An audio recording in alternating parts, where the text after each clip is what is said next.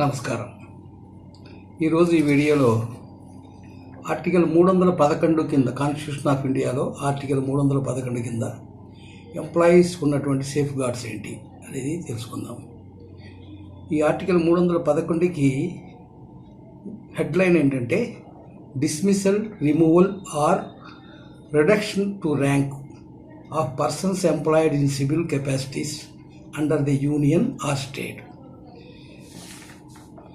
Dismissal, removal, reduction to rank, dismiss చేయటం, remove చేయటం. Civil పోస్టుల్లో యూనియన్లో కానీ స్టేట్లో కానీ సివిల్ పోస్టులకి అపాయింట్ అయినటువంటి ఎంప్లాయీస్ పర్సన్స్ని డిస్మిస్లు, రిమూవల్, రిడక్షన్ టు ర్యాంకు చేయటం ఎలా అనేది ఈ ఆర్టికల్ 311లో చెప్పారనమాట. ఈ ఆర్టికల్ లోపలికి మనము సబ్జెక్ట్లోకి వెళ్ళే ముందు కొన్ని పాయింట్స్ తెలుసుకుందాం. డిస్మిస్లు అంటే ఏంటంటే, డిస్మిస్లు అంటే ordinary disqualification further employment under the government. అంటే డిస్మిస్ అయిపోయినటువంటి వ్యక్తులు గవర్నమెంట్లో ఇతర గవర్నమెంట్ అంటే ఏ డిపార్ట్మెంట్లో డిస్మిస్ అయ్యారో అది కాకుండా మిగతా డిపార్ట్మెంట్స్, గవర్నమెంట్ కింద ఉన్న మిగతా డిపార్ట్మెంట్లో ఉద్యోగాలకి వెళ్ళడానికి వీలుండదు. దాని డిస్క్వాలిఫికేషన్ అవుతుంది. అంటే డిస్మిస్లు అనేటువంటి వల్ల ఇతర గవర్నమెంట్ దాంట్లో ఎక్కడా కూడా ఉద్యోగాలు వీళ్ళకి రావన్నమాట. అలాగే రిమూవల్ అంటే shall not be disqualification further employment under the government. అంటే ఇది డిస్క్వాలిఫికేషన్ అవ్వదు. అంటే ఇక్కడ ఒకవేళ ఒక డిపార్ట్మెంట్లో ఇతను రిమూవ్ చేస్తే ఇతను వేరే డిపార్ట్మెంట్లోకి ప్రాపర్ ఛానల్ ద్వారా అప్లై చేసుకుని వెళ్ళొచ్చు అనమాట. రిడక్షన్ ర్యాంక్ అంటే స్టేట్ ఆర్ యూనియన్లో ఉన్నటువంటి సివిల్ పోస్టుల్లో ఉన్నటువంటి ర్యాంకుల గురించి. అలాగే అపాయింటింగ్ అథారిటీ అంటే ప్రతి సివిల్ పోస్టుకి, సివిల్ సర్వీస్కి ఆర్ ఆల్ ఇండియా సర్వీస్కి ఒక అపాయింటింగ్ అథారిటీ అనేటువంటిది నిర్ణయిస్తారనమాట. అంటే ఆ పోస్ట్కి ఒక అపాయింటింగ్ అథారిటీ అనేటువంటిది నిర్ణయించబడుతుంది. ఆయన్ని అపాయింటింగ్ అథారిటీ అంటారు. అలాగే డిసిప్లినరీ అథారిటీ అంటే ఒక సివిల్ పోస్ట్ కానీ, సివిల్ సర్వీస్ కానీ, ఆల్ ఇండియా సర్వీస్లో కానీ ఉన్నటువంటి ఎంప్లాయీస్ మీద పెనాల్టీస్ ఇంపోజ్ చేయడానికి లేదా డిసిప్లినరీ యాక్షన్స్ తీసుకోవడానికి ఉన్నటువంటి అధికారం కలిగి ఉన్న వాళ్ళని డిసిప్లినరీ అథారిటీ అంటారనమాట. సాధారణంగా అపాయింటింగ్ అథారిటీ, డిసిప్లినరీ అథారిటీ సాధారణంగా ఇద్దరు ఒకటే అయ్యి ఉండొచ్చు. కొన్ని సందర్భాల్లో మటుకు ఈ డిసిప్లినరీ అథారిటీ, అపాయింటింగ్ అథారిటీ వేరుగా ఉంటారనమాట. అలాగే యూనియన్ అంటే ఇన్ జనరల్గా మనం మాట్లాడుకునేది సెంట్రల్ గవర్నమెంట్ మనం యూనియన్ ఆఫ్ ఇండియా అంటాం. ఈ యూనియన్ ఆఫ్ ఇండియాకి హెడ్ ప్రెసిడెంట్ ఆఫ్ ఇండియా. అలాగే స్టేట్ అంటే state governments or union territories. వీటికి హెడ్ ఎవరంటే గవర్నర్ ఆఫ్ స్టేట్. అన్ని ఈ ఎంప్లాయీస్కి సంబంధించిందంతా కూడాను, మొత్తం అంతా కూడాను ప్రెసిడెంట్ ఆఫ్ ఇండియా తరపున లేదా గవర్నర్ ఆఫ్ స్టేట్ తరపునే నిర్వహించబడుతుంది. ఇప్పుడు ఆర్టికల్ 311(1) కింద ఏముందో తెలుసుకుందాం. ఏ వ్యక్తి అయినా సివిల్ పోస్ట్ ఆఫ్ యూనియన్ కానీ, సివిల్ సర్వీస్ ఆఫ్ యూనియన్ కానీ, all India service of union కానీ, లేదా సివిల్ పోస్ట్ ఆఫ్ స్టేట్ కానీ, సివిల్ సర్వీస్ ఆఫ్ స్టేట్ కానీ, all India service of state కానీ అపాయింట్ అయినటువంటి వ్యక్తిని అతని యొక్క అపాయింటింగ్ అథారిటీకి సబార్డినేట్గా ఉన్నటువంటి ఏ అధికారి కూడా సదరు ఎంప్లాయీని డిస్మిస్ చేయటం కానీ, రిమూవ్ చేయటం కానీ, రిడక్షన్ టు ర్యాంక్ చేయటం కానీ చేయకూడదు. అది ఈ 311(1)లో ఉంది. ఆర్టికల్లో చెప్పిందనమాట. దీన్ని మళ్ళీ డీటెయిల్గా చెప్తాను. ఒక ఎంప్లాయీ ఏ అనేటువంటి ఒక ఎంప్లాయీ ఉన్నాడు. అతని యొక్క అపాయింటింగ్ అథారిటీ ఎవరంటే బి అనేటువంటి అథారిటీ. ఈ సి అనేటువంటి వేరే అథారిటీ ఈ బికి సబార్డినేట్. అథారిటీస్ ఇద్దరు కూడా బీసీలు ఇద్దరు అథారిటీసే, కానీ సి అనే అతను బికి సబార్డినేట్ అథారిటీ. కాబట్టి ఈ ఏ అనే ఎంప్లాయీని ఈ సి అనేటువంటి అథారిటీ డిస్మిస్ చేయటం కానీ, రిమూవ్ చేయటం కానీ, రిడక్షన్ ర్యాంక్ చేయటం కానీ చేయకూడదు. ఇది ఈ 311(1)లో చెప్పినటువంటిది అనమాట. ఏ వ్యక్తి అయినా సివిల్ పోస్ట్కి కానీ, సివిల్ సర్వీస్కి కానీ, ఆల్ ఇండియా సర్వీస్కి కానీ, యూనియన్ తరపున కానీ, స్టేట్ తరపున కానీ అపాయింట్ అయినటువంటి వ్యక్తిని డిస్మిస్లు కానీ, రిమూవల్ కానీ, రిడక్షన్ ర్యాంక్ కానీ చేయాలంటే అతని యొక్క అపాయింటింగ్ అథారిటీకి సబార్డినేట్గా ఉన్న అథారిటీస్ చేయకూడదు. అతని యొక్క అపాయింటింగ్ అథారిటీస్ మాత్రమే చేయాలి అనేది ఈ రూల్ యొక్క స్పిరిట్ అనమాట.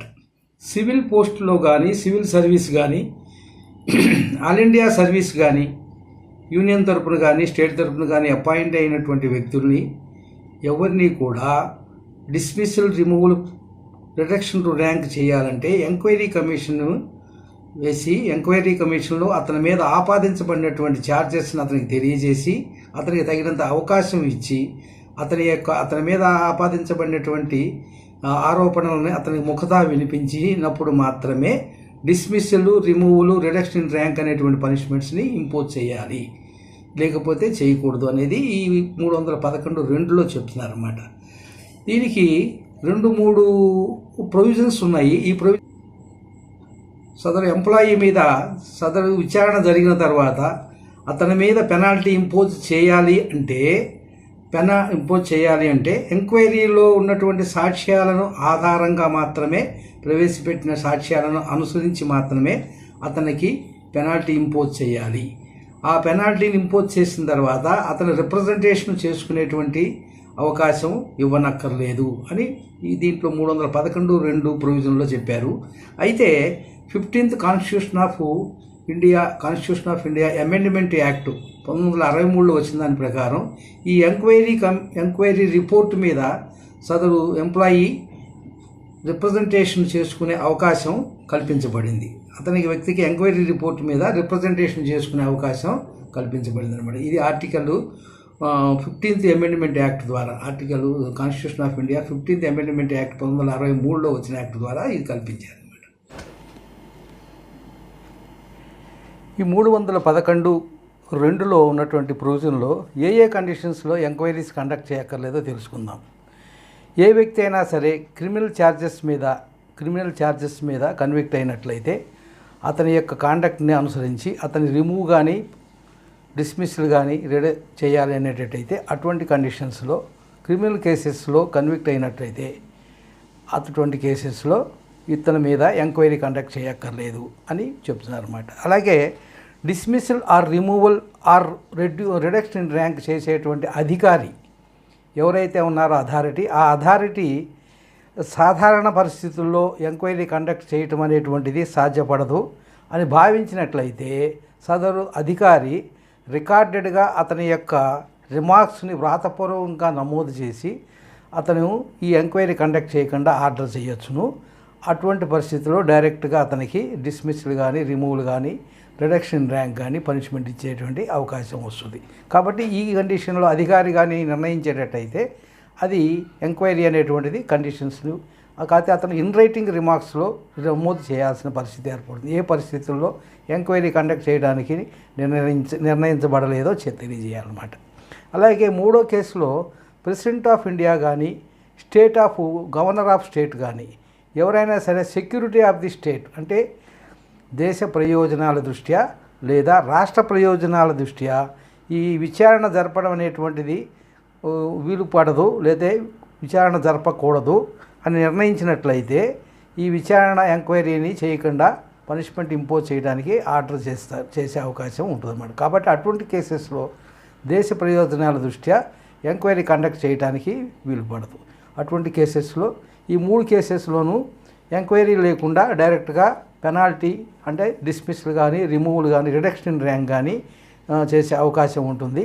ఇది 311(2)లో ఇచ్చినటువంటి ప్రొవిజన్ అన్నమాట. ఇప్పుడు 311(3)లో ఏం చెప్పారంటే ఏ వ్యక్తి మీదైనా సరే ఎంక్వైరీ అంటే విచారణ జరిపి ఎంక్వైరీ ద్వారా అతనికి ఆ ఎంక్వైరీలో ఉన్నటువంటి సాక్ష్యాలను అనుసరించి పనిష్మెంట్ ఇవ్వాలి అనేటట్టయితే సదరు ఎంప్లాయీకి ఉన్నటువంటి అథారిటీ అంటే డిస్మిస్లు కానీ, రిమూవల్ కానీ, రిడక్షన్ ర్యాంక్ కానీ చేయగలిగే అథారిటీ యొక్క నిర్ణయమే ఫైనల్ అవుతుంది అని 311(3)లో చెప్పారన్నమాట.